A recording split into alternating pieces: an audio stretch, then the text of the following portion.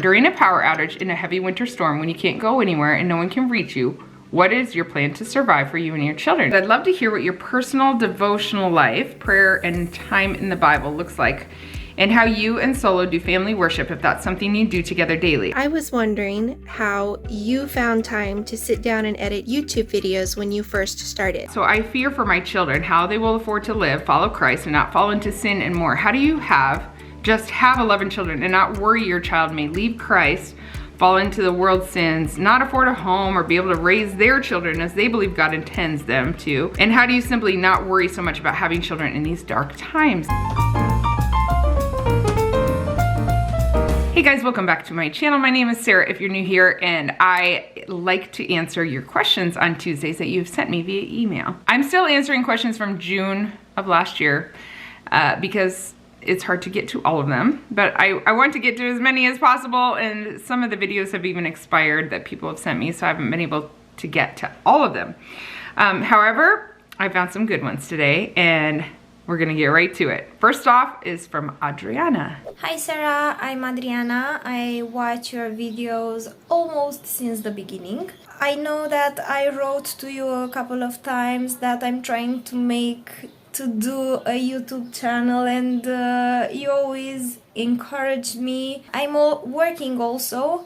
I'm also traveling a lot due to my work. I work in tourism. How do you organize your time to have time to video edit, upload, take care of the children, have their lessons? Because clearly you do a lot more than me, but somehow I am in a season of my life where I feel a little bit overwhelmed. I really love seeing your guys' faces, and I'm always so excited when I see other people from around the world too. By the way, I'm coming to you from my aunt's kitchen. It has been so crazy at my house. It's really hard to find a quiet place to film, and it's really quiet here today, so I'm thankful to have a spot. Adriana, I do get asked this question quite a bit. First of all, I would like to say that I probably don't necessarily do more than you do. You have a job too, and YouTube really is a job. I know a lot of people think about getting into it, and I love that. I felt this desire to start a channel just because I was watching a couple other moms, and I thought it kept bugging me, like, I need to do this. I think I have something to share, and I was also looking for maybe another income stream that I could do from home, knowing that it wouldn't be quick at all to become an income stream, and I can't believe that it actually did. It still astounds me to this day. I'm very thankful. I'm very thankful for all of you who watch. It's just not something I actually expected to really work. I felt like the Lord showed me to do it, and he brought success in a manner that I'm very, very thankful for. So I'm always encouraging people, if you feel to do it, you should do it. However, you should also know that you will start most likely with it just being a hobby. So you're not going to see money from it necessarily for a long time. You have to just plan on making time for it, and it really has to be something, to be the most successful, it needs to be something that you just make time for consistently. And so I did that. I've told the story a couple times, but I did that in the beginning. I just committed to a year, 5 videos a week, and that really made me better at all those little things you mentioned, like uploading videos and making thumbnails and titles and all of that. I'm not that good at it, but it did help me just by doing it over and over. Up until I think a year and a half ago, I was editing myself, or my daughter would help me. So you don't have to have like a hired editor to do it. You just have to make the time. I'm so thankful now that I have more help in a number of areas when it comes to my business, but man, it is still very time consuming for me. And I wouldn't say that I have it all figured out. In the beginning, I did a lot of very early mornings, late nights, although I work better early mornings. So sometimes I would just set my alarm for 4:30 or 5 and get up and work and upload videos. And you have to set time apart to film. I don't know what kind of channel you want, but those kind of things, it really does take up your time. The other day I told my husband, I just wish I was back to just homeschooling. I feel overwhelmed with it myself sometimes, so I can totally understand that. I think we all have only 24 hours a day, and you know, we kind of pick what we put in that time. Okay, next is from Christina, and she did not send a video. She wrote. And she said, I'd love to hear what your personal devotional life, prayer, and time in the Bible looks like, and how you and Solo do family worship, if that's something you do together daily. I really enjoy your channel. I'm a homeschool mom of 6 who's building a house on our land also. It's only 2.2 acres, and who is slowly growing in the healthy ways you've been showing us, like bread making, etc. You've been so relatable and encouraging. Oh, thanks for that. She said she lives in Kansas and grew up in Nebraska and drives through Lincoln and thinks about us. So I love that. Well, okay, devotional life. So I do like reading through the Bible. I think I get a lot out of that, and it takes some of the questions sometimes out of what am I reading this morning. I like to fit it in, especially in my mornings. It's more likely to get done if I fit it in my mornings. I'm not always alone. That's okay. I really like, what's it called? The podcast. For some reason, I always forget the name, but I really do like the Bible Recap, which is Tara Lee Cobble. It's a Bible reading plan that goes chronologically through the Bible, and then there's a podcast associated with it. So I've learned really a lot from just reading that, whatever the reference is for that day, and then listening to that podcast to kind of teach me something about what was happening at that time and more context. As far as prayer time, I really like, just because I am so distracted all the time with things around me, I really like to journal. I think that helps. I like write out prayer requests. It helps keep me focused, or I'll write out prayers. When I'm in the most chaotic seasons of my life, that's kind of what I revert back to. And I would say this is one of those. Otherwise, if I can find a quiet space and get some earbuds in with some worship music, I really enjoy some quiet time by myself, but it's hard to even find that right now for me. So the journaling does help me in that way. So I hope that encourages you a little. I would say family worship time. We're not always great at doing that. We go through seasons of doing it and seasons of not. And I grew up the same way. And yet I really saw my parents live out their faith authentically. And I think that makes the biggest difference. So we do worship together. We just did the other day. A lot of the Bible stuff I go through with the kids is part of our curriculum too, or things we've added. So it kind of fits into our homeschool day, which helps. I do love all the time I have with my kids because we homeschool. And I'm able to fit in a lot of real life conversations about what's happening and how that relates to our faith. Next one is from Charity. Hi, Sarah. My name is Charity, and I was wondering how you found time to sit down and edit YouTube videos when you first started. See, I told you a lot of people think about starting a YouTube channel, and I totally understand. I think the internet, if you fail to do it, the internet is such a great way to make money and be home with your kids at the same time. It is a huge blessing in a lot of ways, whether it's online stores, Etsy shop, some sort of online sales, or entertainment like this kind of genre in YouTube. It's wonderful, and I think it's just really making that commitment. She told me she's a homeschool mom too. She wrote in her email, and she has 8 boys down to a newborn up to age 12, and they're also pastoring, and her husband also has an extra job, which a lot of pastors do. I just really understand that life. If you really want to make the commitment, you make it. Get those early mornings, set aside some time just for you to be able to work. I have found a lot of success sometimes in taking a whole day where I just get myself some help. A morning a week can help me get a lot done where I don't have so much the rest of the days. I almost always have some work every day, but if I can do a big chunk of it at once with a little help, like 3 or 4 hours of help, that's helped me a lot. But that was a lot easier to do after I was making money. I didn't do that until I was actually making money, and even then, several years into that. But another suggestion is just using nap times. You're gonna have to carve out some time if you want to do it, but the reward can be great. Okay, Courtney asked me, what's your favorite Bible passage, and what have you found to be a comfort? Thank you for your channel. It's an encouragement. God is good. I don't have one. I have a different one every week. I really just like a lot of them, and I try to memorize. Every time one sticks out to me, I try to memorize that one. So I definitely don't have a favorite. Is that weird? Do most people have a favorite? Okay, next I think is from Sadie. She said she's a mom to 8, and she said, I believe God will bless my family how he feels best for us, but I'm an overthinker and I worry a lot. So I fear for my children, how they will afford to live, follow Christ, and not fall into sin and more. How do you just have 11 children and not worry your child may leave Christ, fall into the world's sins, not afford a home, or be able to raise their children as they believe God intends them to, And how do you simply not worry so much about having children in these dark times? Thank you so much. We all have to walk our own paths. I've seen people raised in kind of the worst situations turn out to have incredible lives. And I've seen people raised in the best of situations who just kind of destroy their lives. Our children all have to make their own decisions, and we do the best we can, and we pray for them, and we hand them over to the Lord, and we have to trust Him. About a month and a half ago, I noticed that I was getting very stressed over these little things. It was just day-to-day stuff, like how is this timing gonna work out, and how is this? And I realized as I looked back over my week that had felt very stressful, that every single one of those situations, sorry, I keep shaking the table, but every single one of those situations had worked out just fine. Even though it didn't work out the way I had thought it would, it turned out okay. And I really felt like the Lord was speaking to me in that moment, including what I was reading in the Bible, to really stop worrying or stressing about these little things and just even practice giving those little moments over to the Lord and just trusting that, okay, things are going to work out. He sees the bigger picture. I don't have to have it my way. And let me just let this play out and not stress and worry, because how does stress and worry help us at all in our lives? It really does not change anything of the outcome.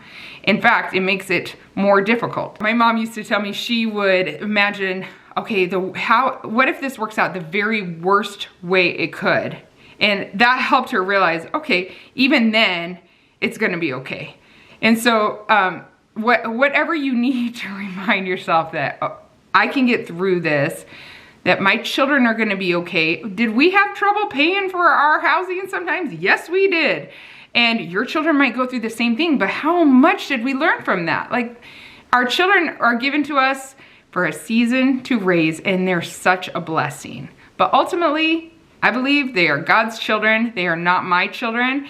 And He is the one that cares more for them even than I do. And He's going to work things out for their good. And so with that trust and that faith is sort of the opposite of the worry and the anxiety. And when I walk in faith like that, then I walk with a lot more peace, let me tell you. And I can just know, okay, He's gonna work things out. I'll tell you, we joke, my husband and I, that just when one teenager that you were worried about, let's say, concerned about, frustrated with, when it kind of turns around, you turn a corner and you're like, oh, this is gonna work out just fine. Then there's just another one right around the corner. You're like, oh, now I'm thinking about this one. How are we gonna solve this one? How are we gonna help this one learn this lesson or whatever? We have a lot of teenagers in our house. We just came out of the 1 week where we had 5 in our house at once, and that week has ended. Now our oldest just turned 20, and now we're back to just 4. But we all have to walk through our own things. Solo and I certainly walked through our own things. We made a lot of mistakes. We still make mistakes, and we learn from our mistakes. And so your children will do the same exact thing. And it is not up to you to help them avoid every single mistake. You will do your best to help them avoid them, but they still will. And it will be okay, because you and your husband probably made a lot of mistakes too and learned from them. So I hope that encourages you some. I hope you could just practice just walking in faith in the little things, turning them over to the Lord and saying, okay, Lord, this is what I'm dealing with, but I'm gonna just trust you through this. And practice that with those small things and see if that does help when you think about the big picture things. Okay, Yvette wrote and asked a really interesting question. I wish all children had parents like you two. Oh, that's so nice. I know your family is being fabulously taken care of, but I still have this question and concern. During a power outage in a heavy winter storm, when you can't go anywhere and no one can reach you, what is your plan to survive for you and your children? In case of an accident, can they administer first aid?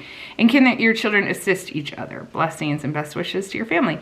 Yvette, this is such a timely question. We just came from a horrible winter storm, and we thought we were very prepared, but I think this storm prepared us even more. We did lose power, but it was only for a little bit in the night. We will tell the story of that week because it was pure chaos, and I'm not even kidding. I think I'll tell it in the next video. It was so chaotic. Sometimes you only learn things the hard way. Didn't I just say that in my last question?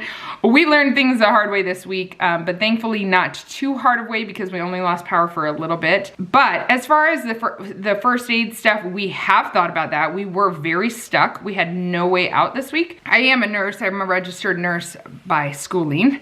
Anyway, and a couple of my children have thought about, but Luka's pretty serious about taking about getting his EMS license. So like, that's what you get to work in an ambulance or something. He would learn a lot of skills in a short amount of time. So he's thought about doing that. I think it would be very helpful. The other day he was driving into town. It's funny that he's the one that's thought about. He's thought about doing fire and rescue some, and now I think he's not thinking that so much, but still thinking about getting some of that emergency medical training. The other day he was driving into town and he noticed a car behind him blinking their lights, and he's 17. He didn't want to pull over because he wasn't sure, like, you know, it can be dangerous to pull over when you're alone in the country, and he just wasn't sure what they wanted. So he sped up, which was not, in retrospect, we talked about it, wasn't probably the best decision. And then when they got to a place where it was double lane, this car flew around him.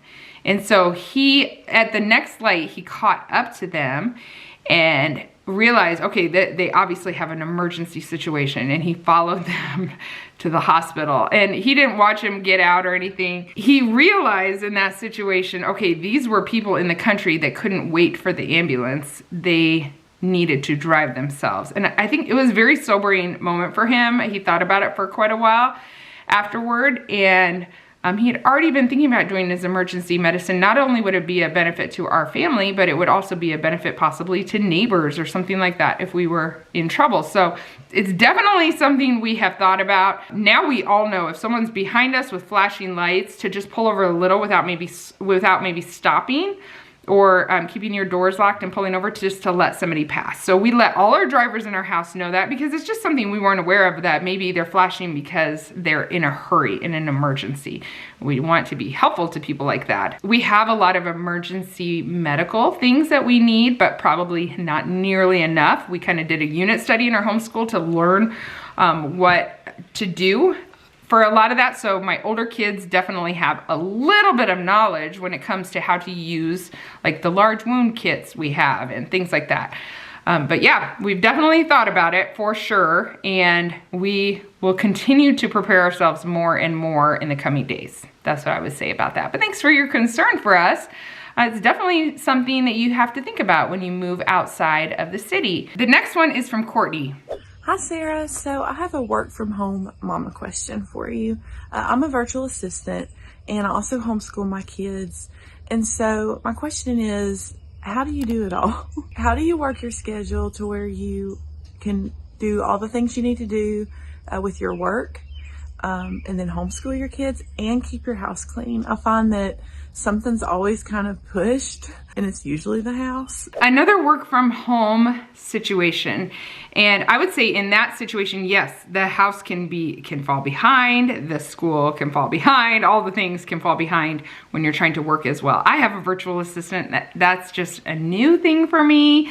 The last number of months, I absolutely adore her, and she has a lot of little kids and is expecting a baby. So she probably would be able to answer this question really well, but she's not here right now. So I would say that I know she works like during nap times and evenings when her husband's home. She'll text me more later at night, sometimes early morning. So she's finding those margins of time too.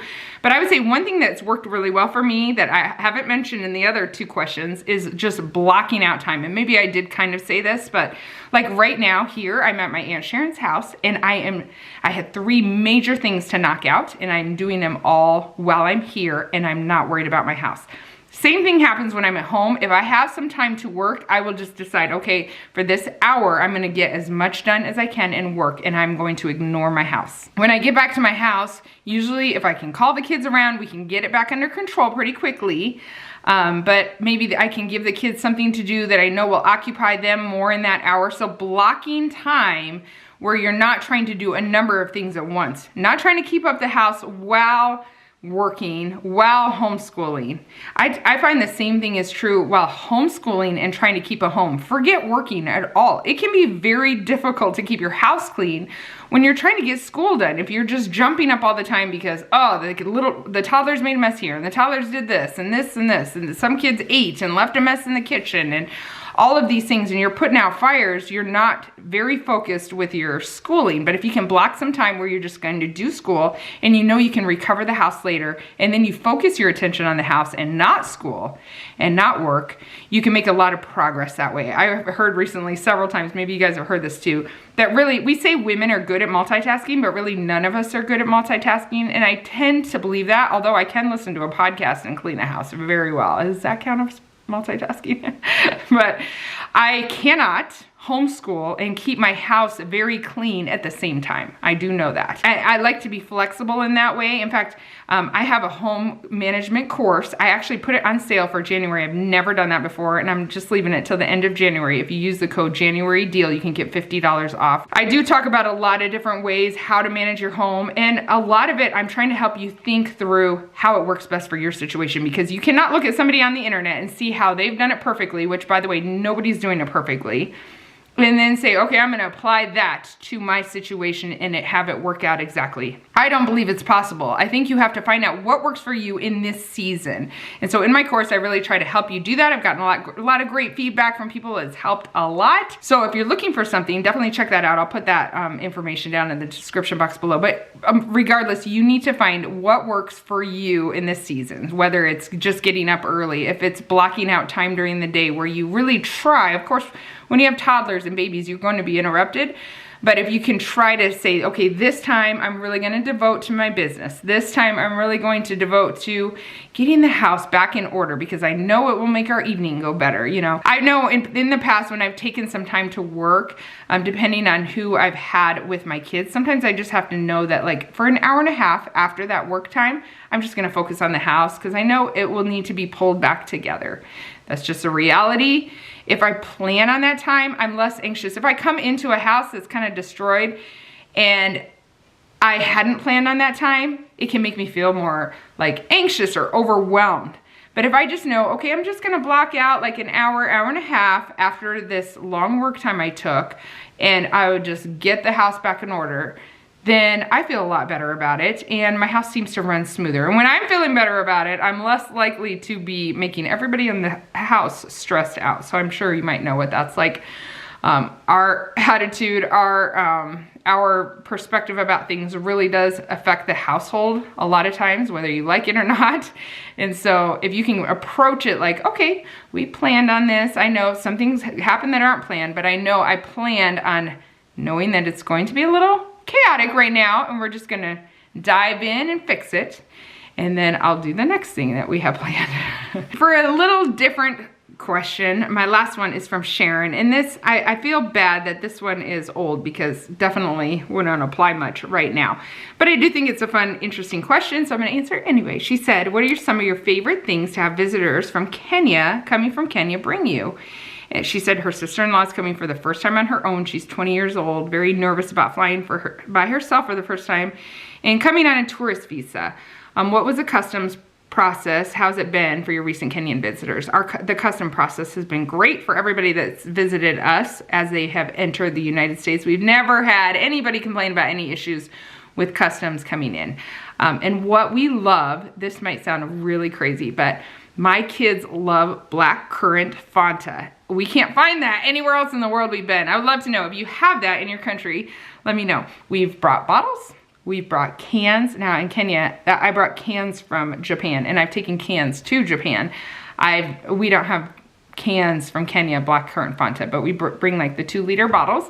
We've never had one explode, but we always extra wrap them in plastic bags. It's just something my kids really love from Kenya. Another thing we've done is my mother-in-law makes chapatis very, very well. So she has made chapatis, sent them to us, or we've even brought them back when we come back from Kenya, and then we stick them in the freezer.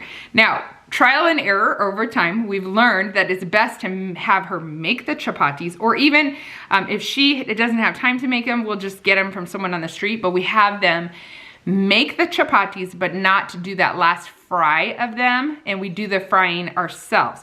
And that, first of all, we get her incredible chapatis, but they taste fresh because we fry them up and cook them here on this side. So that, over time, over many years, we have learned that that is the best way to get them to us and make them last for a long time. We stick them right in that freezer and we stretch those babies out as long as we can. We used to always get tea. My husband loves getting coffee when he's in Kenya for sure, but now we get all our tea from Amazon, and we get most of our spices from Amazon too. We're paying more for them, so if we have space, we bring those home. It's expensive when you think about how much you're paying compared to how much you would pay in Kenya, but it's a lot cheaper than a plane ticket. So if you don't know, chapatis are like a thick tortilla with layers. You can peel the layers. They're very good. I wish I had one right now. All right, guys, thank you so much for watching today. I hope you got something out of it, and I hope you have a great week. We'll talk to you again in the next video. Bye.